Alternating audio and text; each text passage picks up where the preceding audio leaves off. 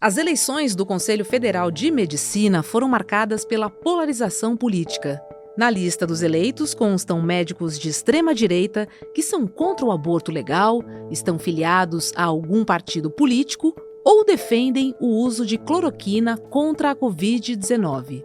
O medicamento, como se sabe e ficou comprovado, é ineficaz para o tratamento da doença que matou mais de 700 mil pessoas só no Brasil. Além disso tudo, na nova gestão do CFM existem médicos que foram investigados pelo próprio Conselho por apoio aos atos golpistas de 8 de janeiro. O CFM é responsável por fiscalizar a atividade médica e colaborar na formulação de políticas e programas públicos de saúde. O Conselho, que já foi alinhado ao governo bolsonarista, hoje tem uma relação problemática com o Ministério da Saúde do governo Lula.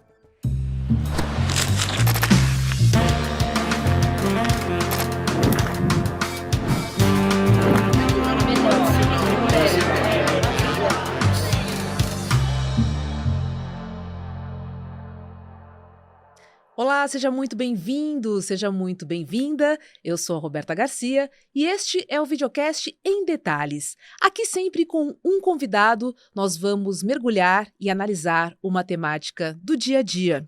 Hoje converso com a médica especialista em saúde pública e professora da Universidade Federal do Rio de Janeiro, a Lígia Bahia. Oi, Lígia. Tudo bom com Roberta? você? Seja bem-vinda ao Em Detalhes. Obrigada pelo convite. Lígia, a nova gestão, do CFM, que é o Conselho Federal de Medicina, ela foi eleita no último dia 7 de agosto, sendo que 18 de 27 conselheiros são contra o aborto legal, estão filiados a um partido político ou defendem aí o uso da cloroquina para o tratamento da Covid. Como é que você avalia o impacto da polarização política nas eleições do Conselho Federal de Medicina, hein? Bem, Roberta, assim, com muita preocupação, né? Eu sou médica, né? Então a gente tem uma longa trajetória aí de luta pelo SUS, de estar junto, dessas instituições terem participado historicamente na construção desse projeto do SUS, na Constituição de 88. Então, é assim, é ultra preocupante, né, o Conselho Federal de Medicina, que é a principal entidade médica, né, são três: a Associação Médica Brasileira, o Conselho Federal de Medicina, a Academia Nacional de Medicina, mas que o Conselho Federal de Medicina ele seja ocupado, digamos assim, politicamente, né, por posicionamentos político-partidários muito claros, né. Várias dessas pessoas, elas vão se candidatar. Várias dessas pessoas, inclusive, foram candidatos anteriormente, né? A capitã Cloroquina foi candidata nas eleições. Então, a gente, assim, é muito lastimável, né? Porque é uma expressão dessa polarização na sociedade brasileira, mas não é natural que médicos sejam de extrema-direita, sabe, Roberta? É natural que os médicos possam até ter uma atitude conservadora, é natural que haja polêmicas entre nós médicos, nós somos de diferentes especialidades, ocupamos diferentes posições ao longo, digamos assim, da nossa carreira e na sociedade. Então, as tensões existem, internacionalmente elas existem, mas o que está acontecendo no Brasil é uma singularidade. No Brasil, essa expressão explícita de médicos de extrema-direita que se fazem questão de se posicionar publicamente digamos assim, uma jabuticaba, né? E, nesse caso, uma jabuticaba estragada, porque jabuticaba é ótimo, mas é uma jabuticaba podre. Então, a gente está estudando esse fenômeno, né? A gente precisa se posicionar, a gente precisa tomar conta disso e a gente precisa trabalhar muito para que nas próximas eleições a gente tenha um resultado diferente. Pois é, falando em eleições, no total foram eleitos 54 titulares e suplentes. Há alguma chance de pedido de anulação dessas eleições ou elas foram legais? Olha, houve pedidos de anulação, mas em geral elas foram legais, assim, são muitas pessoas votando, né? Houve chapas de oposição, se toma conta das urnas. O que ocorre, Roberto, é que, na realidade, até para se inscrever, para ser candidato, já é dificílimo. Todo esse processo é muito judicializado, ele é muito burocratizado, são centenas de documentos para que você possa ser candidato. Você tem que demonstrar que você não deve nada a ninguém em várias varas. enfim, vários cartórios. E veja, por quê? Porque, na realidade, também, isso é importante a gente entender, né? Tem uma tradição de denúncias contra conselheiros muito grande, né? Vários dos conselheiros anteriormente estavam metidos com as Unimedes. Então, assim, é um processo, claro, ele tem digamos, essa expressão hoje muito forte, muito intensa, mas ele tem, subjacente a esse processo, tem vários outros, né? E olha, os partidos Solidariedade, o PSB, Podemos e PSL têm aí filiados na nova configuração do CFM. E ao menos 7 dos conselheiros são abertamente bolsonaristas. De um grupo de 8 candidatos que se apresentaram como progressistas, apenas um foi eleito, foi o Eduardo Jorge, de Pernambuco. Lígia, como é que a filiação partidária dos eleitos para o CFM pode comprometer, então, a imparcialidade do Conselho na fiscalização da atividade médica, já que eles têm um campo, né, um lado bem definido? Veja, assim, não é claro, não é proibido, né, que médicos tenham militância política, até de certo modo, digamos assim, ok, né, pode ser desejável. O problema é usar, digamos, uma entidade médica, né, que ela tem propósitos definidos para alavancar candidaturas. É isso que está acontecendo nesse momento. Por exemplo, no Rio de Janeiro, claramente, alavanca a candidatura, serve assim como um palanque eleitoral, né? E, digamos assim, isso não é legal, porque é claro que cada um tem a liberdade né, do exercício, mas veja, também uma liberdade que não é uma liberdade total. Ninguém tem liberdade para matar ninguém. Ninguém tem liberdade para ser contra a Constituição do país. Não é? Isso não é exercício de liberdade. Isso é alguma coisa, digamos assim, que contraria toda a possibilidade de convivência democrática, né? Entre nós, por exemplo, né, o que aconteceu no CRM na eleição passada, do CRM que eu me refiro do Rio de Janeiro, que é o estado onde eu moro. O que aconteceu aqui, dos médicos tirarem foto com a arminha, numa alusão assim, ostensiva à sua vinculação ao Bolsonaro, isso é um absurdo, né? Os médicos eles não existem para matar ninguém, né? Os médicos existem para salvar vidas, e não para tirar vidas. Então, é super preocupante, como eu disse no início, né? E agora, vai dar muito trabalho, né? Vai dar muito trabalho porque eles estão instalados, eles fizeram dessa entidade médica alguma coisa assim, como se fosse um bunker, né?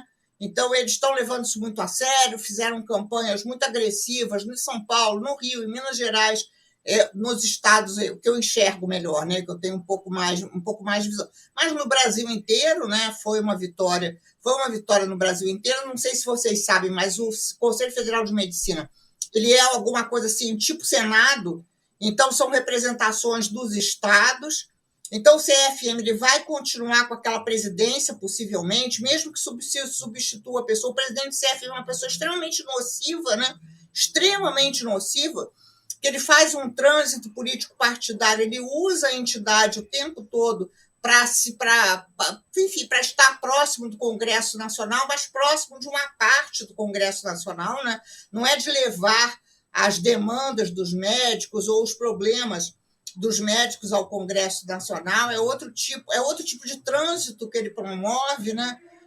Então, enfim, o que resta a gente estar aqui no programa, né? Estar falando sobre isso, não colocar essa poeira para baixo do tapete. Eu vou iniciar uma pesquisa sobre médicos de direita no país, então estou me preparando para isso, né? Para tentar encontrar um referencial teórico que nos oriente e que a gente consiga compreender esse fenômeno com mais profundidade, né? Ele precisa ser compreendido com mais profundidade. Por quê, né? É verdade. E como é que você vê a presença de médicos da extrema-direita na nova gestão do CFM? O que ela representa para a comunidade médica e para a sociedade em geral? A gente pode fazer um recorte aqui e falar sobre o aborto, por exemplo, né?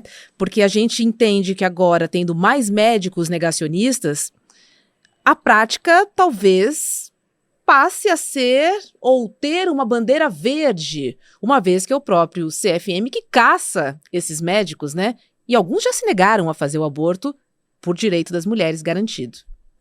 Bom, já era muito difícil encontrar médicos que fizessem aborto, né? Sempre Uhum. tem uma coisa chamada objeção de consciência, né?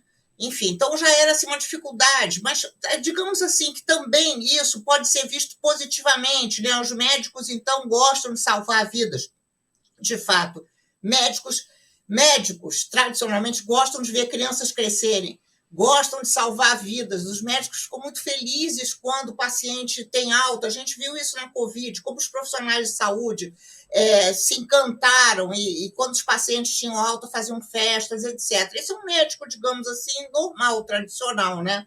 Agora, ao contrário, não é? Impedir que uma criança estuprada faça aborto, isso é uma atitude extremamente perversa, né? De uma maldade, alguma coisa assim que reúne, né? Um reacionarismo enorme, um preconceito enorme, uma capacidade de estigmatizar enorme, e sim, né, os médicos têm tido interferência braba nisso, né?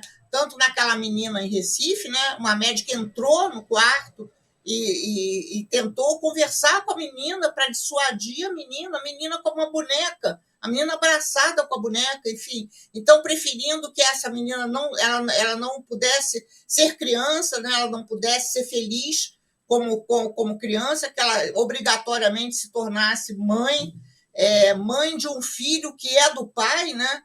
Enfim, então, isso, sinceramente, alguma coisa assim da ordem, eu diria, da maldade, né? Da banalidade do mal. E como que a gente vai enfrentar isso? A gente tem médicos que estão do nosso lado, né? Médicos extremamente conscientes, médicos e médicas, né? Maravilhosos, e nós vamos ficar juntos, né? Nós precisamos, nesse momento, sinceramente, se ninguém larga a mão de ninguém, nesse âmbito é muito importante, porque o Brasil é um país extremamente atrasado nessa agenda, né? Extremamente atrasado. Muito. Uhum. E de um cinismo também absurdo, né? Porque certamente várias dessas pessoas elas têm tanta raiva, têm tanto ressentimento, porque de alguma maneira devem ter alguma identidade com essa história, não é possível, né? Porque olha só, Roberto, o Conselho Federal de Medicina ele é o órgão que julga médicos, Pois é. que julga médicos pedófilos, que julga médicos estupradores, que julga médicos que são imperitos, que realizam procedimentos que não deveriam ter realizado. Então, a gente tem medo, né? Não são esses. O falar já não é uma violência, já não é uma imperícia, o se posicionar já não é isso. Pois é. E a partir do momento que o CFM tem o poder de cassação desses médicos, você acredita que então o CFM vai ser mais tolerante com essas práticas? Olha, sempre foi, sabe, Roberta? A Hum, gente sempre teve muita dificuldade para fazer valer, digamos assim, a coerção a isso, né? A coibição dessas atividades médicas, das atitudes, das ações médicas que são prejudiciais aos pacientes. Isso sempre foi difícil. Imagina isso agora. é. Imagina isso agora. Então, a gente também precisa alertar toda a sociedade em relação a isso, né? Olha, o exercício da medicina ele é controlado pela própria medicina, pelas entidades médicas, não tem outro órgão de controle. Então, essa concessão de licença para matar, de licença para falar o que lhe vem à cabeça, de licença para julgar qualquer ato de qualquer mulher como uma depravação, etc., isso é muito sério, é muitíssimo sério. E olha, Lígia, o CFM também é responsável por colaborar, né, para formular políticas públicas e programas de saúde. Como é que você vê essa relação agora dessa nova diretoria, digamos assim, do CFM com o próprio Ministério da Saúde e o governo federal, hein? Bom, a gente já está vendo também, né? A gente viu em Uhum. relação à cannabis, né? Que digamos assim, que é uma substância importante, né? Não é para o tratamento, não é para a cura, mas é para o alívio dos sintomas, né? De vários dos problemas de saúde. Então, também a gente já viu um posicionamento extremamente cruel, né? Por parte dessas pessoas, uma parte dessas pessoas que ganharam a eleição, para a gente ser bem preciso aqui, né? E as pessoas começaram a dizer assim, quando foi aprovado, então, porque o problema do Brasil também em relação à cannabis são dois, né? São dois problemas. Um problema é o uso medicinal e o outro problema é o encarceramento, né? E vários desses profissionais, assim, muito felizes, porque as pessoas são encarceradas. Então, assim, o que vai ser agora? As pessoas não vão mais ser presas pelo uso de uma quantidade pequena, né? Enfim, usuário não. Essa decisão do Poder Judiciário, enfim, então também são contra. Querem que jovens sejam encarcerados. Digamos assim, são posicionamentos muito, muito, muito regressivos, né? Para uma sociedade que no Brasil a gente precisa avançar em relação a isso, né? A gente precisa sair desse lugar da exclusão, desse lugar do punitivismo, desse lugar de que só eu tenho que ter chance, né? Não mais ninguém. Né? Eu preciso pisar no pescoço de alguém para subir, para achar que estou subindo, inclusive, né? Que é meio sim, inclusive assim, né, Roberto, é importante a gente constatar também que esses médicos, a maioria, né, médicos de baixo clero, né, da medicina. Uhum. Na medicina brasileira a gente tem isso, infelizmente, né? A gente tem médicos assim que são situados em patamares diferenciados, né, de prestígio. E, claro, também de renda, né? Mas prestígio. Muitas vezes prestígio não tem a ver com renda, né? Eu, por exemplo, estou aqui no seu programa e não tenho renda, mas, de alguma maneira, sou reconhecida como professora, Com cientista, certeza. etc. Então, isso é prestígio. E vários desses não tem nenhum, nem prestígio, nem renda. Então, isso gera um ressentimento também enorme, né? Eu fico muito preocupada, Lígia, porque a gente está falando de um conselho que deveria se pautar pela ciência, né? Mas que talvez opte pelo conservadorismo, por questões de gênero, de comportamento e hábitos conservadores. Como é que fica a população nessa situação? Pergunta 1. E a pergunta 2 é: o que está ruim tende a ficar pior, né? Olha, sinceramente, eu acho que a gente. Sim, inicialmente, sim. O que está ruim tende a ficar pior. Inclusive, veja, uma eleição em um ano eleitoral, né? Então, é uma vitória que abre espaço, já abriu espaço, para que esses médicos, digamos assim, eles se sintam mais à vontade, né? Bem mais à vontade para externar sua raiva, seu ódio, né? Seu ódio, soltar o ódio, né? Como se a gente estivesse soltando pitbulls para matar, né? Para matar os mais frágeis. Então, sim, mas eu também penso que é importante que a gente compreenda que isso abre uma crise, né? Abre uma crise porque tem uma parte dos médicos que não se identifica com isso prejudica todos nós, não é? Os médicos não são assim, não é? Não, nós não podemos nos identificar com isso. Inclusive, nós fizemos uma campanha durante a pandemia que era assim, esse CFM não me representa. Essa campanha ela foi bem sucedida, né? Não me representa, eu não penso assim, eu não ajo assim, eu não concordo com isso. Então, acho que a gente vai precisar retomar, a gente precisa o tempo todo reafirmar posicionamentos diferenciados. A gente tem a Associação Médica Brasileira, é uma entidade que, nesse momento, bem mais progressista, então a gente precisa ficar ao lado dessas entidades e a gente precisa, enfim, se preparar para ganhar as próximas eleições, né? Pois é, Lígia, e eu volto a insistir com você, como é que fica a população, né? Para quem eu corro, né? Para um médico que teoricamente deveria salvar a minha vida, né? Ser a favor dos meus direitos adquiridos. É muito complicado, você é vítima de toda É uma muito complicado. estrutura. É É. muito complicado, porque as denúncias elas são encaminhadas para os conselhos regionais de medicina e, digamos assim, elas são julgadas e depois ela pode haver recurso para o Conselho Federal de Medicina. É muito complicado. Pois é. Mas a gente precisa começar a recorrer também ao Ministério Público. A gente tem para onde recorrer. A gente pode recorrer para outros órgãos que também são encarregados, assim, de alguma maneira, de preservar os princípios constitucionais e a própria justiça, né?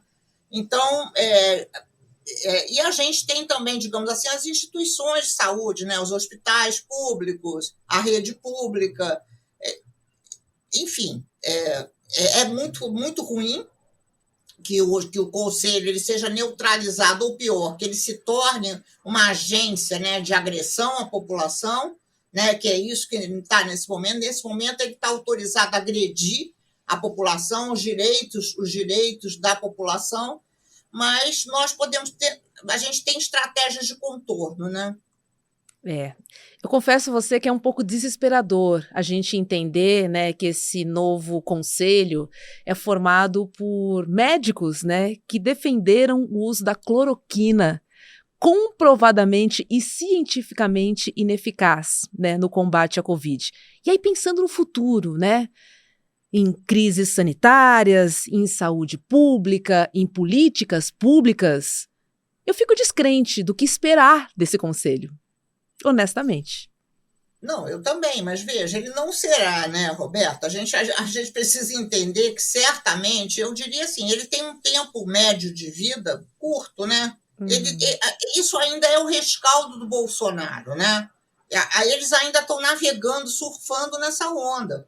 É impossível manter esse grau de polarização, é impossível manter. Isso não representa a categoria, certamente não. Então, a gente tem alguns anos ainda pela frente disso, né? Mas a gente precisa tratar, digamos assim, de tentar neutralizar já imediatamente e precisa denunciar o tempo todo. Agora, veja, não são monstros que surgiram nas sombras só, né? O daqui do Rio de Janeiro é professor da UFRJ, como eu. Ele é professor. Né? Então, são pessoas assim que a gente precisa também ir minando, né? Minando em todos os lugares onde nós estivermos. Não é possível que uma pessoa dessa dê aula. Né? Ela vai ensinar o quê para os alunos? Vai formar quem, né, Lígia? Formar, transmitir que tipo de conhecimento, que tipo de experiência, né?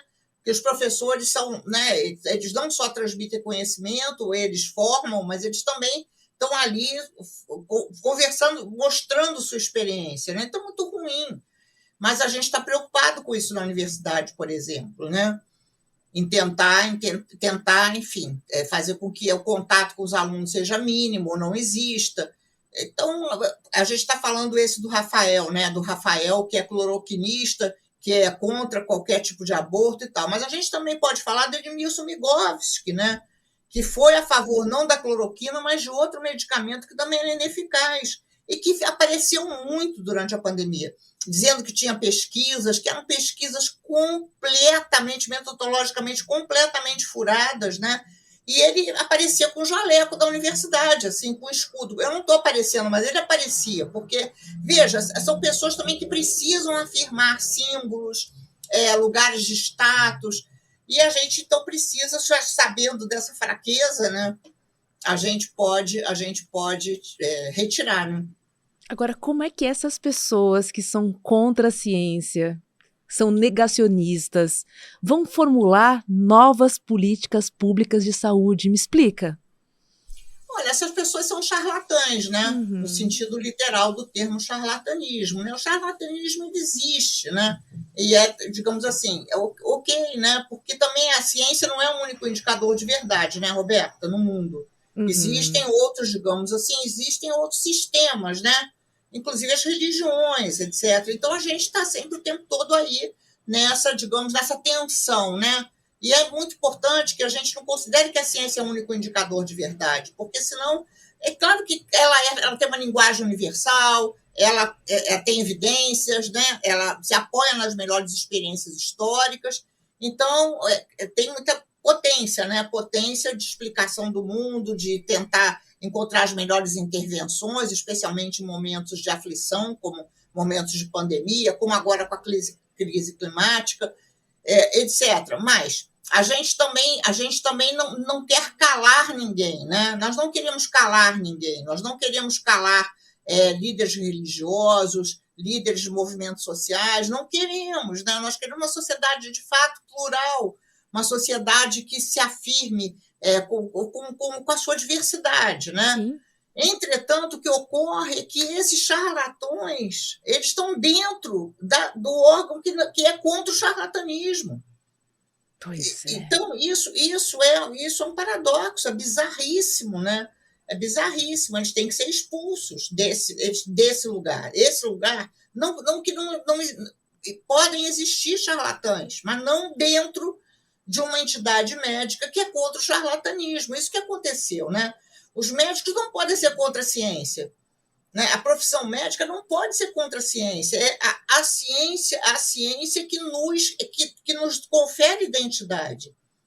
Sem ciência, nós não somos médicos, né? Sim. E, Lígia, como é que você avalia essa relação da nova gestão com profissionais, né, com médicos, profissionais de saúde, que discordam totalmente das posições políticas dos eleitos?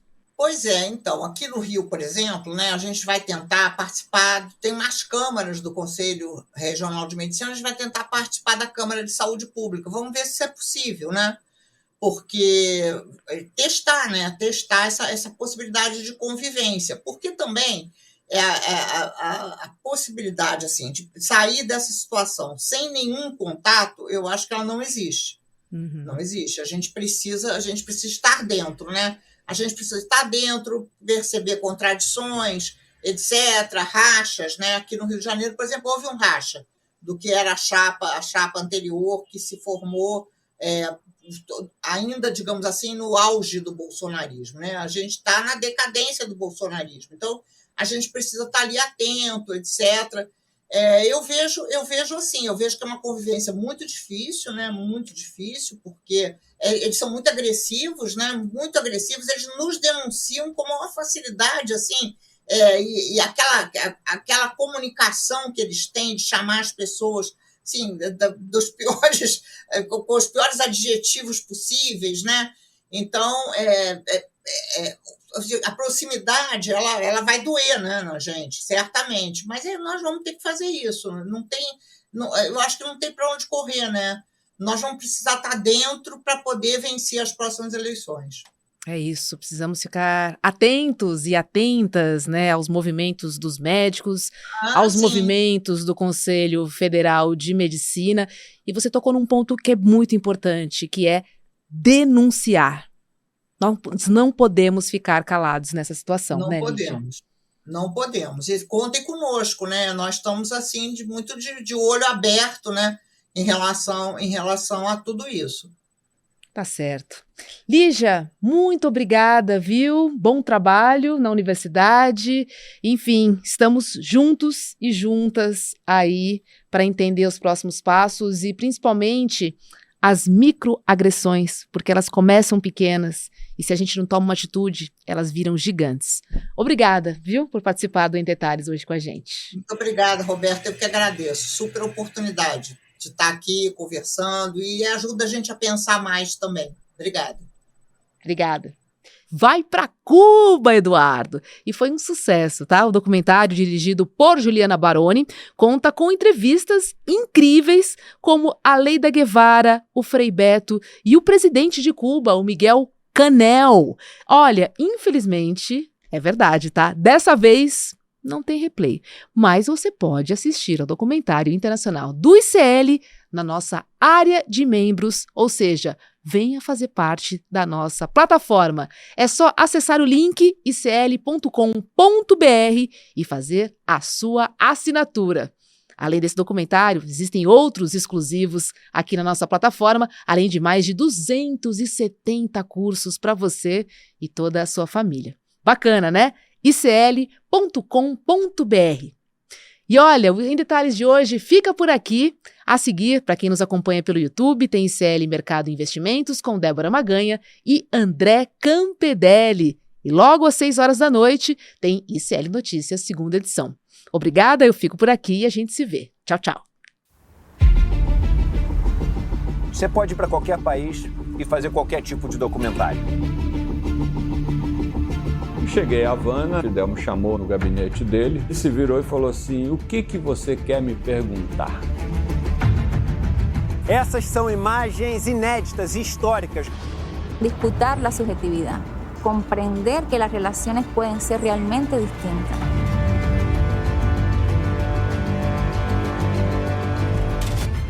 Siempre se habla de los que se van de Cuba, pero no se habla de la mayoría, que son los que se quedan viviendo en Cuba Porque nosotros tenemos una cultura de la resistencia y de la emancipación, pero hemos generado una cultura de la solidaridad. ¡Patria o muerte! ¡Pensaremos!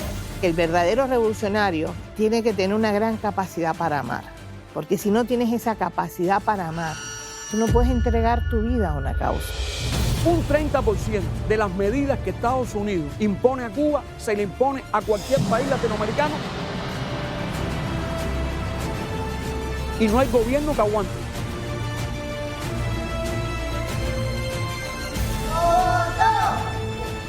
Entrevista com o presidente de Cuba, Miguel Díaz-Canel. Quítenme el bloqueo a ver qué pasa.